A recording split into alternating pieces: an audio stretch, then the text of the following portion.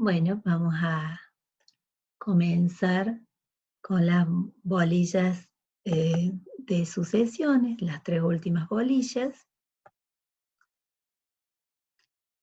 Em, la palabra suquesio deriva de suquedere, que significa justamente ocupar el lugar que otro deja. O sea, daba como una línea de tiempo donde hay un antecesor que tiene su sucesor y que a su vez, cuando lo traspasa a otro, este, entonces se transforma él en antecesor. Entonces, por eso nosotros decimos que es un derecho o suma de derechos que es transmitido de una persona a otra, que pasa el lugar, a ocupar el lugar del antecesor.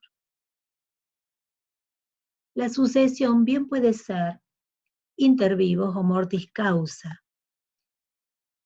Inter vivos, es decir, que se hace y tiene efectos en vida de la persona, puede ser ad universitatem, o sea, de la totalidad, o bien de una cosa singular, in singula res, en la singularidad. En cuanto a la sucesión mortis causa, que es la que hecha en vida, por ejemplo, un testamento que se hace en vida, pero tiene intención de este, trasladarse los efectos a después de que muere la persona, esto es mortis causa, causa de muerte, entonces también vamos a ver que podrá ser ad universitatem o por la universalidad o bien in singula res o en una cosa singular. Nosotros en la actualidad, en nuestro derecho, no concebimos una sucesión inter vivos ad universitatem como sí la concebían los romanos. Ahora nos vamos a detener pausadamente en esto porque nosotros ya hemos visto que hay situaciones en Roma donde una persona podía pasar con todo su patrimonio bajo otro paterfamilias, tal el caso de la mujer cumano, una sui iuris cumano que pasaba con todo su patrimonio, o el adrogado. Entonces nosotros vemos que podemos distinguir entre sucesión inter vivos mortis causa, in singula res ad universitatem en ambos lados, donde, por ejemplo, cuando hablamos de una singularidad en acto entre vivos, este, hablamos de compraventa, de donación, esas son singularidades que se pueden pasar, traspaso una casa porque la vendo a cambio de un precio, o le dono, le hago una liberalidad a alguien de una cosa específica y singular. Pero en Roma teníamos situaciones como la drogatio o la conventio in mano, que acabamos de decir, de la mujer, del abuso humano, situaciones también donde se producía la capite diminutio de la persona e inmediatamente traspasaba eso sin haber muerto a los, este, a los que estaban bajo su potestad. En cuanto a la sucesión mortis causa específicamente, también podía ser in singular res, o sea, en una singularidad, que era el legado, o bien también conocemos nosotros en la época romana una donatio mortis causa, son ambas liberalidades y que sin embargo eran sobre una cosa singular. Nosotros en la actualidad no aceptamos que exista una donación con causa posterior a la muerte, para tener efectos después de la muerte, sino que solamente toda liberalidad con efecto después de la muerte del causante es directamente un legado. Después están las sucesiones mortis causa ad universitatem o de la universalidad, que ya son específicamente las que vamos a tratar en las otras dos, en esta y las otras dos bolillas, que son la sucesión testamentaria, o sea, donde hay un testamento, o la sucesión cuando no hay testamento, que se dice ab intesta. La sucesión entonces vemos que es una secuencia en una línea de tiempo. Así podemos marcar, por ejemplo, el ejemplo de una sucesión inter vivos, como una compra-venta, donde tenemos, por ejemplo, que Ticio vende a Plinio. Ticio entonces es el antecesor de Plinio en la posesión de la cosa. Plinio a su vez al comprar a Ticio es su sucesor, pero luego vende, entonces es antecesor de Gallo, que es quien compra a Plinio y sigue como sucesor. Lo mismo sucede en una sucesión, por ejemplo, mortis causa, cuando un Apio, que era un pater familias, al morir instituye heredero a su hijo Livio, y Apio sería el de cuyos, aquel del cual se abre la sucesión. Es el antecesor de Livio que va a ser su heredero, pero a su vez muere Livio luego. Entonces Livio, como pater familias sui iuris, es sucesor universal de Apio, pero a la muerte del mismo, instituye como heredero, por ejemplo, a su hijo Marco, y aquí entonces Livio es el de Cuyus, antecesor de Marco, pero Marco queda luego como sucesor, pater familia sui iuris, sucesor universal de Livio. Entonces vemos que se da precisamente esta secuencia temporal, 1, 2, 3 hemos puesto, donde tenemos que a su vez quienes son sucesores pueden llegar a ser antecesores de un futuro sucesor. El testamento es la testatio mentis, o sea, es el testimonio de la voluntad de la mente de la persona que manifiesta su última voluntad real, emitida cuando estaba vivo, pero que puede ser emitida hasta el último suspiro. Por eso decimos que es la última voluntad real del causante.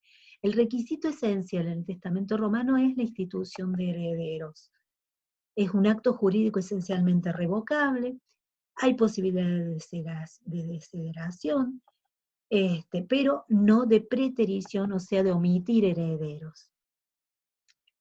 Por otro lado, cuando no hay testamento o cuando el testamento es roto o irrito, se abre la sucesión ab intestato.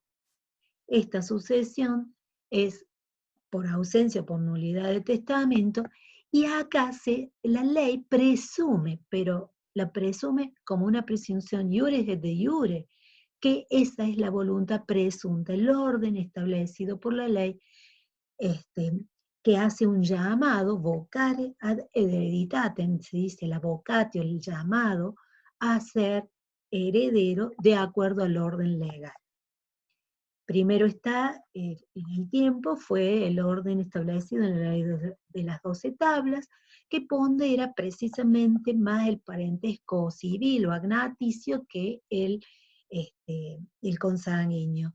Y después del agnaticio todavía pondera el parentesco gentilicio. El ius praetorium va a ser por vía de equidad, va a tratar de reconocer allí donde hubo vínculo de hijos, un de liberi, un de legítimi, cognati, un de viretuxor, donde hubo vínculo de varón y mujer, de esposos, para hacer llamamientos paralelos para entregar lo que se llama la bonorum possessio, si bien no puede hacerlos herederos de por sí, porque los únicos herederos son los que están instituidos en el orden establecido por la ley. Más adelante van a venir una evolución muy grande de los senados consultos hasta las novelas de Justiniano, que van a modificar completamente el orden, porque ahí sí va a haber una supremacía del parentesco cognaticio por sobre el parentesco agnaticio. Se va a dar una sucesión por órdenes y grados. Una regla principal en las sucesiones romanas es que nemo pro parte testato, pro parte intestato decedere potes. ¿Qué quiere decir esto? Nemo, nadie, potes puede, decedere morir, pro parte testato, en parte testado, o sea, por testamento, y en parte intestado, o sea, en parte sin testamento. O bien es testamentaria o es ab intestato. Quiere decir que si hay un testamento con una institución de herederos que es esencial al acto testamentario, y para lo cual tiene que tener la persona la ius testamenti facti, o sea, el derecho la capacidad de derecho para hacer testamento activo, y el heredero para poder recibir testamento, que es lo que decimos ius testamenti factio pasiva. Si se carece de esto, entonces sí o sí vamos a los órdenes sucesorios conforme a la ley. Primero la ley de las 12 tablas, luego el ius honorarium con el orden pretorio que vamos a ver luego, o si no, ya bajo el ius novum, después de los senatus consultum, hacia este nacimiento de la prioridad de la consanguinidad por sobre el vínculo de agnación. La hereditas es la herencia del de cuius. El de cuius es el causante, la persona de cuya muerte se produce la apertura de la sucesión. Se produce en el mismo momento de la muerte del causante para algunos de los herederos. El heredero es el eres, la persona que continúa, la persona del causante como deudor acreedor de aquello que aquel lo era. La heredita también, nosotros, los orígenes se llamaban familia, es la masa partible, es el patrimonio del causante, con exclusión de todos los derechos personalísimos del causante, porque esto no es divisible, porque no es transferible a los herederos. Entonces, sacando todo lo que sea derechos personalísimos, el resto conforme o una unidad que va a ser dividida entre sus herederos. La familia, entonces, patrimonium hereditas, es lo mismo a los fines sucesorios. La primera que hubo fue una comunidad indivisa, un consortium ertum non cito, es un solo bloque que recibe la comunidad que queda después de la muerte del pater familia. En tanto que con el tiempo se va a dar un modo específico para pedir la división de la familia. Por eso nace la actio familiae erciscunder, acción de división de la herencia para poder dar a cada heredero lo suyo. La herencia, como nosotros conocemos la palabra, viene de aerere, que es adherir, justamente, es aquello que está adherido, pertenece a la persona el causante, que pasa a sus herederos, que lo suceden en la persona.